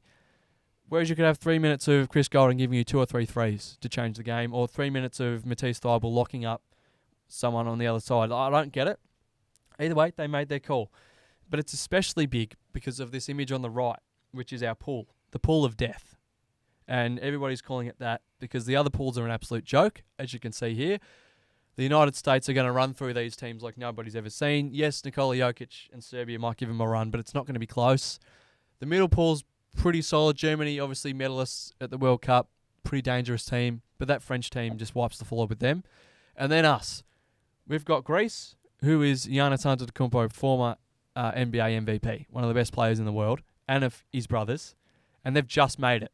And the thing with Olympic basketball is when you just make it for the first time and play Olympic basketball for the first time and you're led by someone like Giannis, you're so dangerous. Then you got Canada, who I think are the genuine smokies to win gold. They are just perfect from top to bottom. and then Spain, who have been dangerous since the USA had to deal with them back in the 90s. So pool of death for us. Our first game, like we had on the last graphic, is against Spain. So I think that's the biggest one of them all, because we start with a loss there, then you get Canada, the best team in the pool, and it only gets harder. We start with a win against Spain, you might have some momentum. So we're going to need a big tournament out of this guy, Paddy Mills. We need Olympics Paddy back. Otherwise, it might be a bit tough if you ask me, but I'm keen to watch. I'm actually keener, though, to watch the Opals, because I genuinely think from watching those games against China, we are a sniff, a massive sniff, because the GOAT is in form. She just doesn't stop. Like, Lauren Jackson is just an absolute pleasure to watch play the game. I think it's Olympics number 5. 43 years old, if you don't mind, just scoring at will. Unbelievable. But the thing I want to celebrate here is we see their squad. It's number 5 she wears. Her name's Jade Melbourne, and she's a Traralgon girl. So it's great to see Gippslander. Surprised she's not your weekly wonder. That's a good call, actually. But it is great to see a young Gippslander become an Olympian. There's a few of them, but in the basketball, Jade gets her Opals jumper and will represent the green and gold in Paris. Great to see her. She's obviously one of the youngest to play in the WNBA, and she's a star. I got to watch her play for the Tigers, Melbourne Tigers last year, and we both did. It was just a wonder. She is an absolute wizard on the basketball court.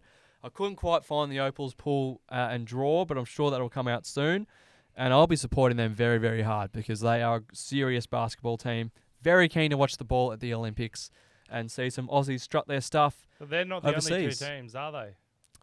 Well, we have a 3x3 team, Woods, which will excite you, because 3x3 excites everybody. What's it? It's the Gangaroos? Gangaroos, they're Might called. have to add that to And the, it's new. It's new to everybody, because 3x3 itself is new.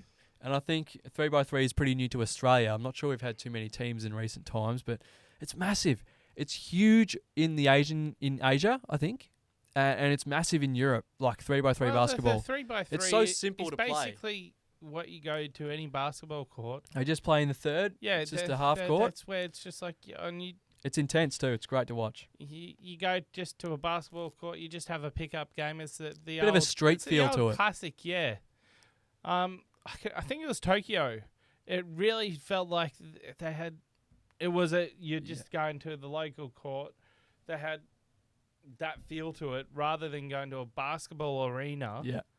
It was that street carnival basketball. You feel vibe. more involved, and you feel like you can feel the energy. Is it Summer Hoops that they have? I think it's in Paran. And there's obviously the big. It had that vibe to it. Yeah, and there's the big comp in America with the big 3, but yeah, it's taken over the world. Hopefully, our girls can give it a real sniff.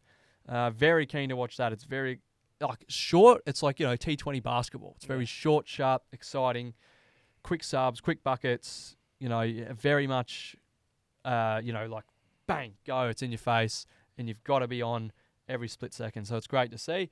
And like I said, they're going to be heading over the seas to Paris. So let's talk about some more Aussies around the grounds in the last week. And we're going to keep the Olympic theme with my weekly wonder. Her name is Jess Hull, and you want to remember that one because she can seriously run. I used to hate the 1500 at high school. I still don't really like it. I do run a bit further these days, but I was never quick at it. It used to kill me. I didn't even like 800, but Jess has just gone out and smashed her own record, an area record. Her PB by 5 seconds. And she was only a few steps away from the lady who claimed the world record who won this race. But yeah, and great coverage by my boy Mitchy Dyer and Straight At It. He does it so well. He's just off his own bat, just a content creator doing some athletics, and he basically carries it. He is just an absolute gem, Mitchy Dyer. So if you don't really follow athletics, or you really want to follow athletics and you're not sure where, go to Straight At It on Instagram, and you'll be up to date with every single little bit of athletics that happens, Australian athletics that happens around the world. He doesn't miss. So well done to him, but well done to Jess. 3 weeks out from the Olympics getting underway, smashed her own record, like Woods said. And it's just great because this is over in Europe. If I'm not mistaken, it might even be in Paris. So you're doing it in the conditions you'll be running in the Olympics and doing it quickly. And she couldn't quite believe it. It was a great interview Mitchy put up on the Straight At It page between he and Jess. And neither of them could quite, like, they were just in genuine shock, which is my favourite part about athletics, when you see the human body and you see someone that's worked so hard for 4 years doing something to the best of the human body's ability. It's just, and then it's just shock. It's like, how bloody good is this? Because, like, it's all them. Like, they've just done it, and it's an individual thing, but everybody is wowed by it.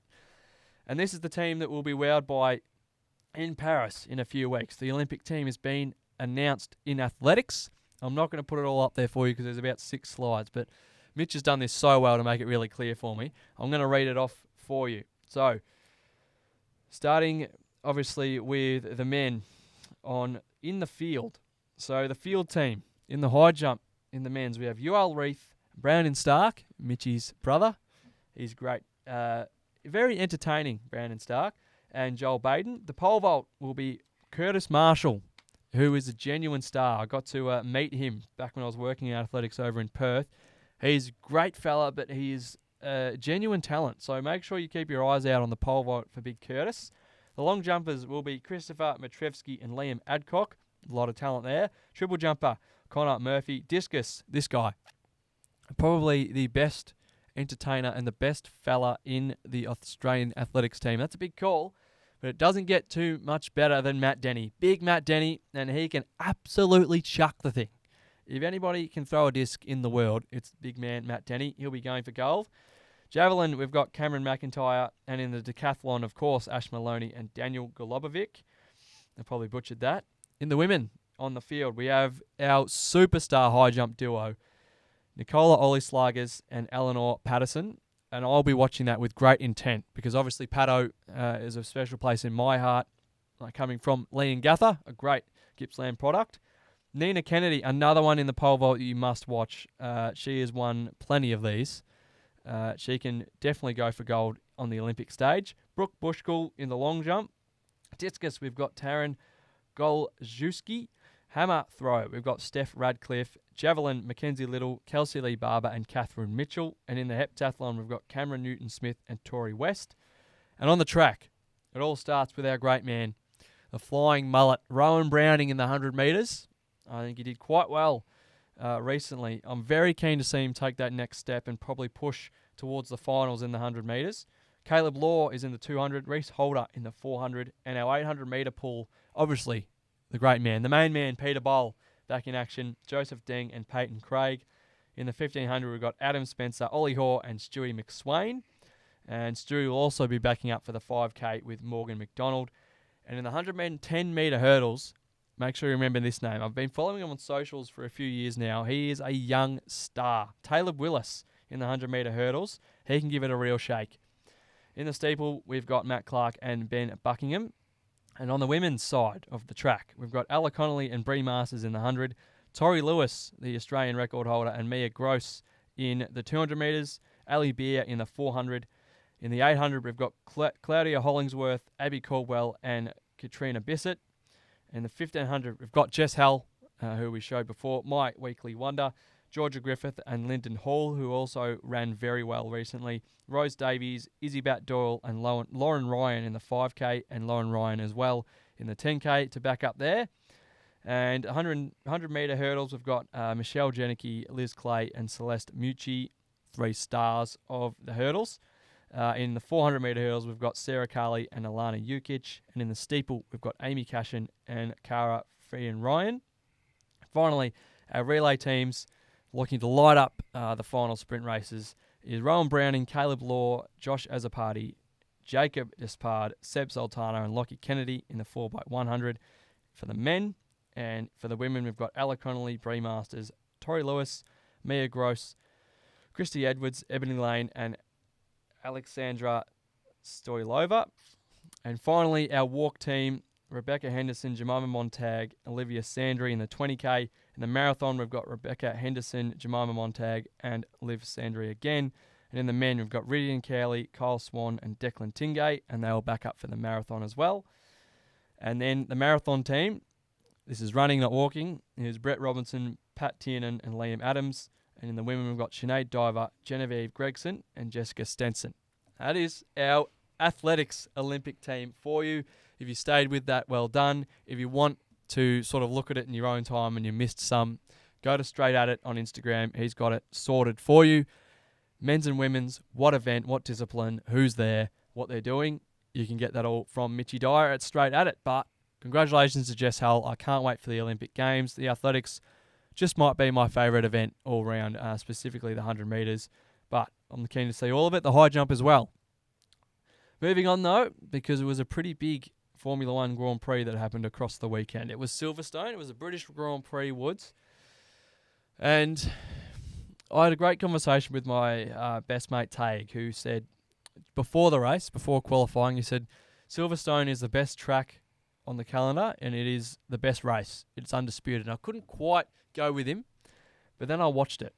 I watched this race and I am going to hold by that this could be not only the race of the year, this could go down as a top 5 race of this decade. It was simply phenomenal. It had everything. It had me on the edge of my chair. For the last 5 laps, my leg was going absolutely bonkers. And this is at 2 a.m. Woods. Like, I should have been asleep. I should have been too tired to keep my eyes open.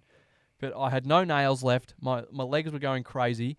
And this is after a race that just had so much. And I thought there was no hope for my boy. And then all of a sudden he came back. It was enthralling. It was a thriller. From start to finish, so much happened. I don't want to bore you with it. I just want you to go back. If there's a KO Mini, go and watch that. If you want to watch the whole race, go watch that. It was unreal. We had a great start. Max Verstappen got Lando Norris off the line. The 2 Brits in Lewis Hamilton and George Russell led the race. Then the rain came. There was a few moves. And then people dived into the pits to try and get the wet tyres on. And then there was a few more moves. And then there was people going off the track because they couldn't handle it. And then Oscar Piastri got out in front because the Mercedes wasn't quite gripping well, but the McLaren was. So our boy was leading the race. And then McLaren decided to throw him in the bin, as they do too often, Woods. They just messed up the strategy a little bit. They could have double stacked, which means taking both cars in on the same lap to pit to put the dry tyres back on, because of course it was Silverstone. We're in Britain, so the rain only lasted for about 10 minutes. So then they had to go back to dry tyres. So they pitted Norris, but they kept Oscar Piastri out in the lead because they thought they'd lose time. He lost 30 seconds, and there goes his podium. Screwed him over there. Norris got back out, and then it was just a battle between everybody. And then the rain came again, and then there was chaos again. It was just something that you could not stop watching. Max Verstappen was down in 5th because his car was going nowhere. Sounds like this is what every Grand Prix needs, is just a bit of rain. Get an Australian Grand Prix, just have about 20 minutes of rain. Get the wet track, but then, Melbourne weather dries it up. Oh, it was unbelievable, and it was a race that you just had to watch every single lap of. And there was periods which I really love as well, because they're going around the track, but they're being really careful, and there's not many passes, so it's not as exciting on face value. But everybody back on the grid, back on the pit wall, every team's just crunching numbers. The commentators even had one of their analysts ringing their mate from down the road saying, "Is it raining? Are we going to get more rain?" Because they're all trying to figure out when they pit, what tyre they put on, because that's how you win the race like this. There's an absolute chess match with cars that go 300 clicks. Like, what more could you want? It was unbelievable. Our boys, Daniel, I already mentioned Oscar, who actually ended up finishing, I think, P4, which is a pretty bloody good effort from where he started. We obviously see him here. You can't have an Extra Time podcast without Pat Cummins. So I had to make sure Patty got in there. It's great to see him meeting Oscar. I was about to say, I was getting a bit worried. We haven't had Patty on for a bit. It's great to see Patty there. But Daniel Ricciardo, turns out he had a lot of problems with his car. He was missing a lot of parts, and they actually had to use old parts, which, with the evolution of the car, your parts get better and you get quicker. So if you put older parts on, you're going to go slower. So for him to be, seconds slower than the other cars around him, he still managed to put it in the top 15. It's a great drive from Daniel. And the main story with him is Sergio Perez, who has that Red Bull seat that Daniel was brought back to try and get into. Out again in the first qualifying session, started at the back of the grid and didn't really do too much improving. Finished in the bottom of the grid as well. So it's opening up for Daniel. We've got a break now. If he can put a few more points on the board in the next couple of races, he could find himself teammates with Max Verstappen again. We'll wait and see there. But like I said, Oscar Piastri was so good in the wet. He looked like he could control it so much better than everybody else. And McLaren, again, just could not clear their heads. Their strategy with both him and Norris was horrendous. And Piastri was quicker all day, I felt. It might be biased, but they need to give him more priority because they're just letting Norris rule, and Norris keeps making mistakes. On the weekend, he chose the wrong tyres in the last stint, got beaten out by Verstappen, could have probably challenged Hamilton if he put the right tyres on, ended up coming third instead of first. They need to give Oscar that chance because his head is much more levelled, and I think if you put him in that situation, you gave him the best strategy, he would give you a better chance, and that's a big call as well. It might be biased, but sue me. I think Max's efforts to get close with a car that is about 4th or 5th best on the grid now because everyone's caught up, it just shows you he is like one of the best talents the sport has ever seen. And that's not me being biased. I know I've got his hat on. But that's what I'm saying. He came second. He didn't even win, and I'm celebrating him because he was in P5. He got almost overtook by Carlos Sainz, who was in a Ferrari that was never really a chance. And he lost seconds to all the cars in front. And then because his team, I think people just thought the last couple of years was just, the cars are so much quicker. That's why he's winning his championships by so much. And sure, the car was phenomenal. It was a rocket ship. To get a good car, you need research, you need development, you need people on the pit wall that know how to win races in any conditions when anything's thrown at you. And the reason they won that race is because that crew realised, all right, we've got the chance now. Let's take this now. They're a champion team. Like Red Bull Racing is a champion team the way they go about their racing. But then Max Verstappen, if any other driver was in his seat, they don't win the race. Because one, he was knowledgeable enough to come in at the right times every time. And then two, he chose the exact right tyre. You knew they had a new brand of the hard tyre, which probably didn't look like too normal to all the others going on the different tyres, the quicker tyres. But he chose that, and he was the quickest car for the last 10 laps in the whole race. And the car itself wasn't great. He was just driving the pants off it. So it was so pleasing for me to watch him. I was in a bad state. Like I was shaking. I'm like, can he actually catch Hamilton? He caught Norris with a couple laps to go. Didn't quite have enough to catch Lewis Hamilton.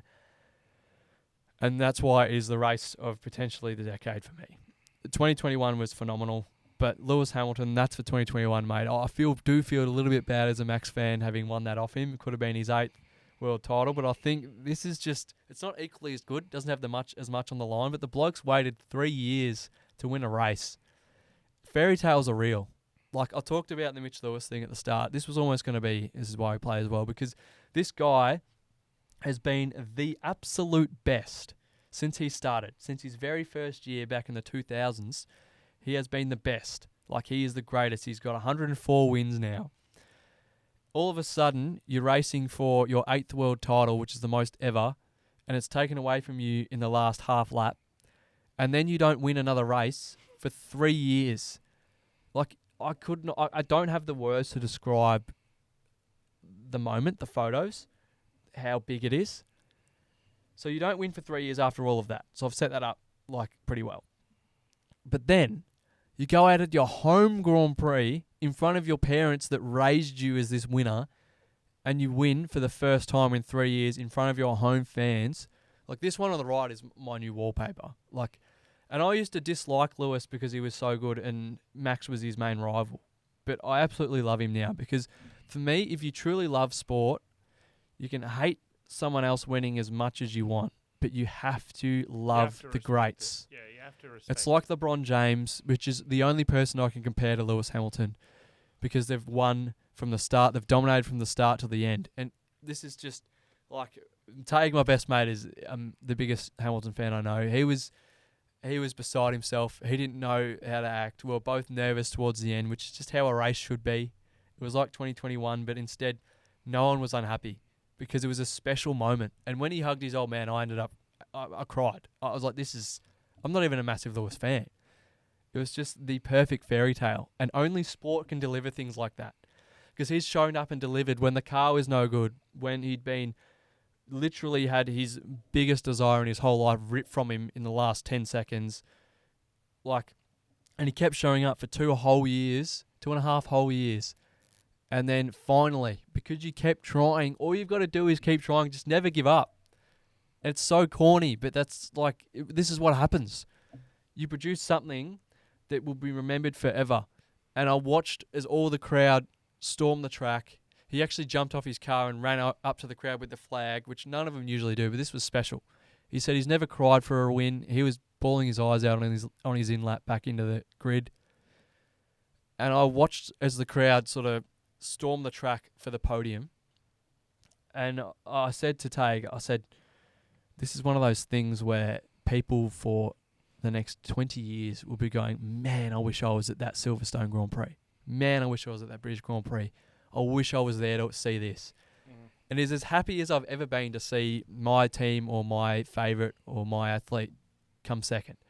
And he gave him a great run. Like 2 more laps and Max catches him, but I couldn't care less. I couldn't really care where Max finished. That's how special this was to Lewis and to the sport. And in case anyone was checking out of Formula One because Max was so dominant last year, Lewis Hamilton is the 6th different winner this season. So it's back. This season could go down as the best one since 2021. I think it will for sure. It's so close. Max still has the championship lead. Oscar Piastri's up there though. And with OP, our boy, enough about these Brits and Dutchmen, our Aussie boy is still the only driver on the whole grid, and this still stands to complete every single lap this season. So he's just a picture of consistency. He's mature. I love hearing him speak. I love watching him race. He's got all the skills. It's just a matter of time. I think they need to give him a bit more help with the strategy, and you'll see him on the podium pretty much every week, I reckon, and he can win a race. So that's my F1 coverage.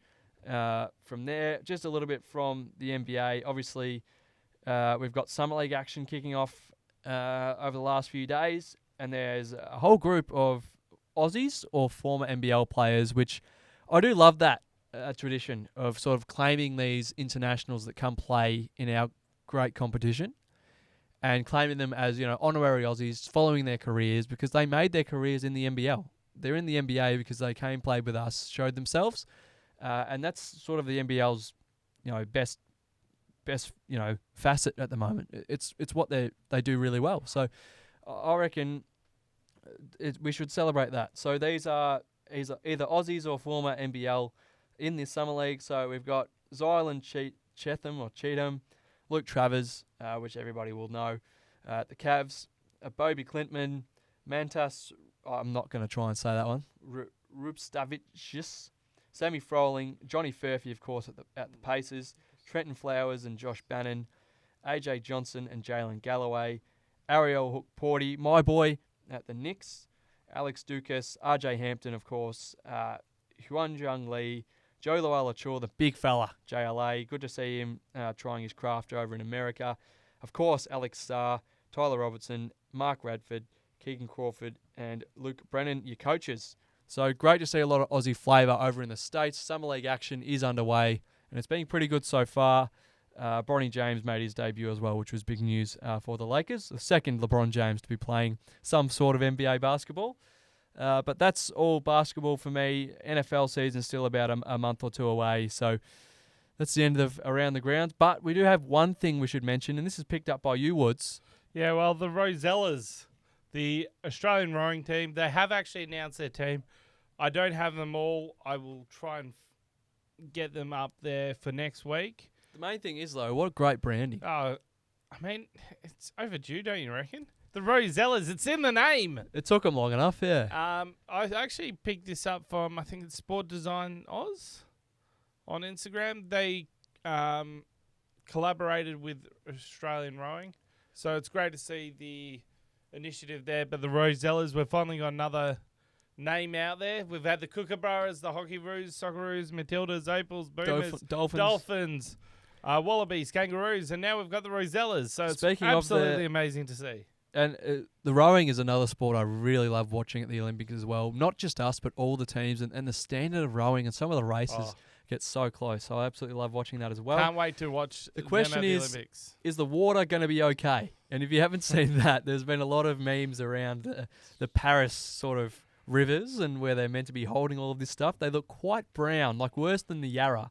And there was even a thing, I'm not sure if you saw it, but the Prime Minister said the lakes have been tested and they're completely hygienic and they're healthy and they look brown. So the population was actually holding a social event where everybody was going to go take a number 2 in the river just to prove him wrong. But I'm not sure if that happened or not. But hopefully the Rosellas don't have to paddle through a bit of excrement. And hopefully I they can, didn't know this is where the Extra Time podcast was heading. We're having shit But talk. you spoke of the. We're having shit talk on the Extra Time podcast. Love it. But you spoke of the Wallabies, and I was going to mention them because they played Wales a few nights ago up in Sydney, I think, Yes. after a horrendous Rugby World Cup, which saw them just doused and saw the end of the coach. We've got a new coach, and Schmitty, I think he's a Kiwi. I was listening to him on the way in on SEN. Got his first win, undefeated. So we defeat Wales again. I think they haven't beaten us for something like 50 years or something. I'm not sure if that's correct. Incredible. But in Australia. Incredible. I was going to say incredible if true, but yeah, it sounds about right. But we play them again, I think, either one of these the next few nights down in Melbourne, I think, as well. So they're down at the moment. The Wallabies, good to see them back on the winners' board. Good to see Schmitty get a win as coach. But someone else we're hoping to get a win is yourself, Woods. Well, This might be the biggest local let's football talk about segment local we will ever football. do. So that is right. Let's just get this graphic up here. The Wattle Park clash against Masala this weekend. This Saturday, time to be confirmed, 9:20 or 11:40 now. Obviously, the teams aren't out yet, so it's not confirmed on playing. But it's not confirmed. Noah Fisher might be playing as well. Look, it would be rude not to pick a man who kicked one of the I'm best in form, as snags they you'll say. see last time out. The bye on the weekend as well has probably helped you freshen up a little bit. Bit- They'd be crazy to not help pick the you. Help the recovery. But against the Div 12 Rezzies of Wattle Park, you got the Marmalade crew there in Checkers Australian Will Taylor, Kados and Jarrah and co. I hear there's an out or two that might happen. Interesting. So I think I might be mistaken, but a friend of mine from back in the day, went to primary school with him, George Burgess, I think he's the captain of that team. I might be wrong. He definitely plays with them. He's played at Wattle Park for a number of years now, is George. he the captain of the seniors or? I'm not sure. He We're playing their thirds, which he is, plays with the Marmalade Boys, I think. believe.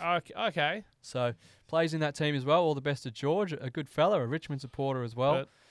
And I played a bit of footy with Jarrah as well back in the day. He used to play for Nana Goon, Jarrah number Davis. 111 now. But it'll be good to get on the field, and who knows? I think it's truly built as the Div 12 Rezzies against the Div 13 Rezzies. I It think is that's simply the approach. biggest game on the calendar. So like, if you're not there, what are you doing? Yeah. Like you had the Bennett's Reserve, you had the Deakin Div University. 12, Div 12 Rezzies game in Adelaide. It was Elizabeth versus Lockleys. Well, this is bigger. This is. I know it's not going to get a bigger crowd, but it should be. Masala versus Wattle Park. Go in watch this Melbourne. bloke kick a snag on Checkers and go with the finger. It will bring the house down, away from home as well. You just want to see it. I don't know what else you'd be doing Well, this Saturday, you've apart got- from... You've got two options here. If you're down my neck of the woods, come see me. But if you're down your neck of the woods, I think there's a game in Bunyip. Now, I reckon you could actually do both. If it starts at 9:20, I reckon come down to my game first up, and then you know what? Travel with Boxy. He might have room in his car if he comes, and he might just take you to Bunyip. So you will make that trek. It's only about 50 minutes as well from Deakin University, which you will be going to see, Woods. There's no excuses here. It'll be an absolute masterclass against some blokes that are pretty famous. I'm keen to see the looks on their faces after you kick a few snags on them.